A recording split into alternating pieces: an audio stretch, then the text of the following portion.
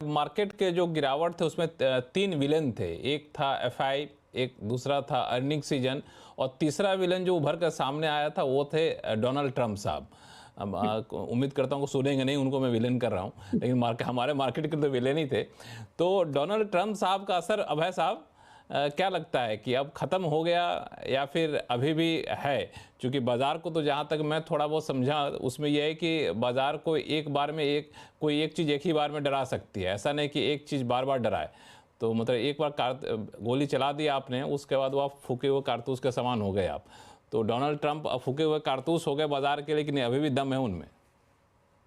I think उनके पास छोटे-मोटे कारतूस अभी भी हैं जो वो चलाते रहेंगे, पर हाँ, मोटा-मोटी आपकी बात ठीक है कि अब मार्केट में थोड़ा एक फटीग है, एक थकान है कि अब कितना रोज़-रोज़ डरें, अब ये अनाउंसमेंट तो रोज़ आएँगे हाँ, कि कहीं पे बढ़ा दिया, कहीं पे कम कर दिया, फिर तो ये एक मुझे लगता है सेंसेशनलिज़्म ज़्यादा है लक्ष्मण जी। एक जो बुली होते हैं, स्कूल में भी हमने देखा, कॉलेज में जो डराने में बॉडी लैंग्वेज, पोस्चरिंग ज़्यादा स्ट्रॉन्ग रहती है। तो मार्केट अब ये समझ रहा है कि ये शायद बुलिंग ज़्यादा है, क्योंकि ऐसे अनुज ने कहा कि एक दूसरे को लिए आप गड्ढा खोद रहे हैं, तो आप ये रियलाइज़ नहीं कर रहे कि अपने लिए भी एक गड्ढा खोद रहे हैं। अपने और लिए भी गड्ढा वो खोद रहे हैं। हाँ, और अब ये एक रियलाइज़ेशन है क्लियरली कि ये यूएस को ज़्यादा हर्ट करेगा, और अगर रिटेलिएटरी मेजर्स लिए गए स्पेशली चाइना के द्वारा, तो वो डेफिनिटली यूएस की मैन्युफैक्चरिंग, यूएस की ग्रोथ, कंजम्पशन, इन्फ्लेशन सबको नेगेटिवली इंपैक्ट करेगा। तो आई थिंक मार्केट का मूड अभी ये है कि एक फटीग है। अब ये लोग कह रहे हैं कि जब होगा तब देखा जाएगा, कितना रोज-रोज डरे। जो कहते चल भी रहा हैं कि आप है, जहाँ पे ज़्यादा क्लियरली एक ज़्यादा ग्रोथ दिख रहा डराइएगा है, तो आपका डर जो है ख़त्म हो जाएगा, ज़्यादा डराएंगे खत्म तो हो लोग जाएगा, डरना बिल्कुल बंद वहीं कर पे आ देंगे। गया। जी, बिल्कुल, बिल्कुल, बिल्कुल वही हो रहा है। दलजीत जी, आप सहमत हैं कि अब ट्रंप साहब का असर कम हो गया, अब ट्रंप प्रूफ हो गया है बाजार? देखिए, मैं इसको ऐसे देखता हूँ लक्ष्मण जी कि ये टैरिफ का असर ठीक है, ये तो मार्केट डायनामिक्स अपने आप ही प्ले करेगा। आप किसी भी इस हम्म, इंडस्ट्री में अगर कभी भी टैक्स लगाते हो तो क्या होता है? इमीडिएट इम्पैक्ट होता है। थोड़े महीने बाद हम्म, इंडस्ट्री अपने आप ही सेटल डाउन हो जाती है। सबको समझ आ जाता है भाई हम्म, 20% महँगा आएगा तो 20% महँगा बिकेगा। उसमें कोई ऐसी बड़ी हम्म, चिंता का विषय नहीं। और तो कुछ अच्छे प्लेयर बच जाएँगे, कुछ खराब हट जाएँगे, वो सब इतना tariff issue is not a very problematic issue. Issue है कि ये सब की वजह से जो ये ग्लोबल डिस्टरबेंस हो रहा है, एक जगह से ट्रेड ब्लॉक्स बदल रहे हैं, इसका ग्लोबल ग्रोथ पे क्या असर होगा? तो अगर ग्रोथ ही मैक्रो इकोनॉमिक ग्रोथ ही अगर इम्पैक्ट हो जाएगी, तब फिर हमारे लिए और सभी के लिए उसका जो है रेपरकशन होगा। तो अभी अपने को ये अभी के ये बहुत नैरो थिंकिंग है कि 20% बढ़ेगा कि 25% बढ़ेगा कि 100% बढ़ेगा। वो इम्पोर्टेंट नहीं है। इम्पोर्टेंट है कि उसका लॉन्ग टर्म इम्पैक्ट क्या होने वाला है। उससे कुछ-कुछ सेक्टर ऐसे होंगे जो बिल्कुल खत्म हो जाएँगे। कुछ सेक्टर ऐसे होंगे जो जिनको बहुत बड़ा बेनिफिट भी मिल सकता है। तो ये फिर सेक्टर स्पेसिफिक उसके ऊपर हमें काम करना पड़ेगा, समझना पड़ेगा। कुछ कंट्रीज़ को फ़ायदा होगा, कुछ को नुकसान होगा। तो हम उसमें कहाँ पिसेंगे और कहाँ हमको फ़ायदा होगा, वो अभी कॉल लेना बहुत मुश्किल है। मुझे नहीं लगता है कि इतनी आसान है। तो ये रब ऑफ कर दें कि भाई Trump is no more important, he is important because they are still controlling the global trade. Oh! That is why he is और इम्पोर्टेंट। सबसे आश्चर्य की बात यह है दलजीत जी कि ट्रंप साहब को पता है कि नुकसान होगा जी, हमें भी नुकसान होगा, हम करेक्ट। नुकसान झेलने को तैयार हैं। तो जब सामने वाले को पता हो कि हम गोली खाने को तैयार हैं जी, फिर गोली से उसको क्या डरना। जसप्रीत जी, वो तो कह रहे हैं कि हम मंदी में जाएंगे तो ठीक है जी, हमको जाएंगे, हमको पता है, लेकिन अमेरिका को ग्रेट बनाना है तो थोड़ी देर के लिए मंदी में जाएं। और ये ऐसा नहीं कि उनका आजकल का वो जिस नेचर के हैं तो 4 साल तो आपको झेलना ही झेलना पड़ेगा। तो आप कितने डरे हुए हैं ट्रंप साहब से, जसप्रीत जी? इंक्रीमेंटली तो सर वो मतलब थोड़ा एक तैयार भी थे, बट अभी यही है कि मुझे अभी पता नहीं, मतलब आई एम रियली कंफ्यूज कि अभी सब बात कर रहे हैं कि 2 अप्रैल को लागू होंगे, right? But I am just thinking what stops him कि 2 अप्रैल आए और बोले कि हमने और कुछ कर दिया इसको, राइट? हम रीनेगोशिएट कर रहे हैं। हम्म, तो hmm, it's a very moving situation. मतलब my sense is why it's 2 April, why waiting for 2 April? ऐसे तो डेट आगे बढ़ती जाएगी, it's like a unending thing, right? ऐसे तो मार्केट में इन्वेस्टमेंट नहीं किया जा सकता, राइट? तो मार्केट में इन्वेस्टमेंट हम्म, हमें करना है कि हमारी कंपनी की अर्निंग्स ग्रोथ कितनी पक्की है, कितनी हाई विजिबिलिटी है, कितनी प्रोबेबिलिटी और वैल्यूएशन हमारे सपोर्ट में है कि नहीं, assuming all other things are taken care of. And हमारे हिसाब से इंक्रीमेंटली अगर थोड़ा ध्यान रखना चाहिए फॉर द ट्रम्प फैक्टर कि डोमेस्टिक लिंकेज स्टॉक्स पे थोड़ा ज्यादा रेट्स रहे, जो एक्सपोर्टर्स हैं और इंटरनेशनल लिंकेज पे कम रहे। एग्जाम्पल आईटी हो गया, एक्सपोर्टर्स हो गया फॉर डिफेंस और एरोस्पेस और सो मेनी अदर गुड्स जो which are auto parts which are susceptible to higher tariffs, उसमें वेटेज कम रखिए, राइट। डोमेस्टिक लिंकेज में we have enough places, consumer discretionary, FMCG, domestic pharma, we have enough pockets jahan pe if one is so we, for example, we have 90% plus of our stocks which have almost nil linkage to US, whatever is happening in US. So I think इस तरीके से अगर भी approach करेंगे तो one can negate that, वो थोड़ा सा जो फैक्टर है हालांकि इसमें वो काफी कम किया जा सकता है।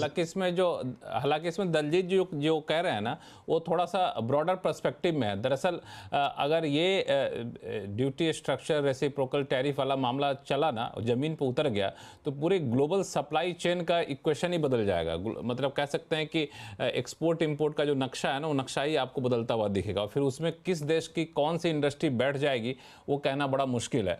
मैं पहले भी एक बार कहा था कि एक स्टडी में पढ़ रहा था कि ऑस्ट्रेलिया में हुआ था, जहाँ पे जब हुआ कि वहाँ पे इंपोर्ट ड्यूटी ऑटो पे कम कर देना है या ख़त्म कर देना है, तो ख़त्म करने के कुछ एक साल बाद पता चला कि ऑस्ट्रेलिया पूरी तरह से इंपोर्ट डिपेंडेंट हो गई ऑटो के मामले में, जहाँ पूरी तरह से सेल्फ डिपेंडेंट हुआ करती थी। तो कब कहाँ इसका असर पड़े लॉन्ग टर्म में, ये एक वाकई कंसर्न होता है यहाँ पे, तो इसको देखना होगा। लेकिन एक जो मामला अब सब उठ के सामने आ रहा है वो ये कि ठीक है, मार्केट में गिरावट जितनी होनी थी गिर गई है, बहुत ज़्यादा डर है नहीं, थोड़े बहुत उतार चढ़ाव आएंगे, अब शायद यहाँ से निकलते हुए दिखेंगे हम लोग बेहतर स्थिति में। तीनों लोग, चार लोग इस पर सहमत थे। तो हम जैसे आम निवेशक तो यही आपसे पूछेगा कि अब पैसा डालना शुरू कर दें क्या हम लोग, और डालें तो अभी भी कुछ जोखिम है कि ऐसा ही फिर किसी दिन पता चला मार्केट सो को उठे नीचे लाल लाल दिख रहा है। तो इस पे हम लोग बातचीत करेंगे। तो ये सवाल लेकर मैं पहले अपने मैनेजिंग एडिटर साहब के पास ही चलता हूँ, अनुज सिंघल साहब के पास।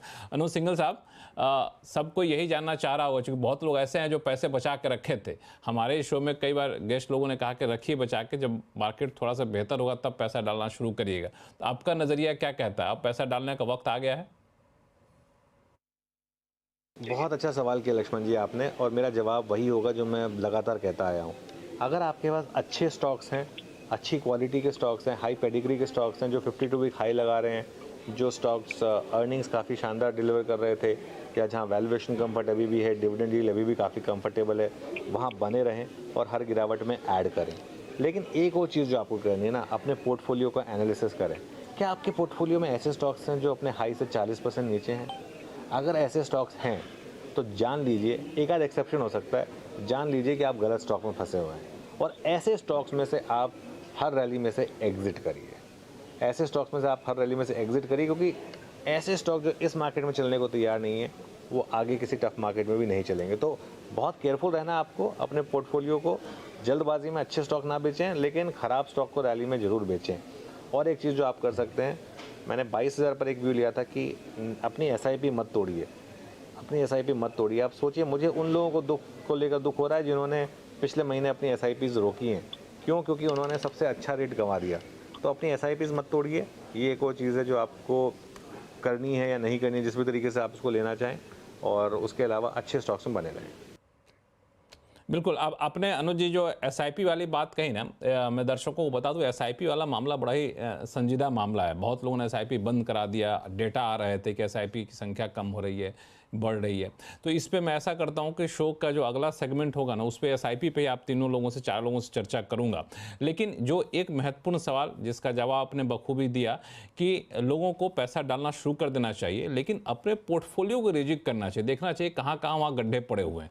उन गड्ढों को या तो छोड़, गड्ढे से साइड होकर निकल जाइए, गड्ढे के भरने के इंतजार में मत रहिए। अभय अग्रवाल साहब, गड्ढे को कैसे पहचाने? एक तो फॉर्मूला अनुज जी ने दे दिया कि अगर अभी भी 40% नीचे है और आपके पोर्टफोलियो में नहीं उठ रहा है, तो उसको तो निकाल के बाहर फेंक दीजिए।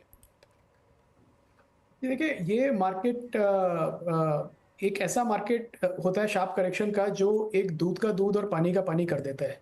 और इसको समझने में एक्चुअली ज़्यादा इंटेलिजेंस की भी ज़रूरत नहीं है, क्योंकि काफ़ी बुल मार्केट में काफ़ी स्टोरीज होती हैं, स्टोरी स्टॉक्स होते हैं जो फंडामेंटली स्ट्रांग नहीं होते हैं, पर 50, 60, 100 टाइम के पी मल्टीपल पे इसलिए ट्रेड करने लगते हैं क्योंकि लोगों के पास ज़्यादा ऑप्शंस नहीं होते हैं। हर चीज़ महंगी है तो स्टोरीज बिकती हैं।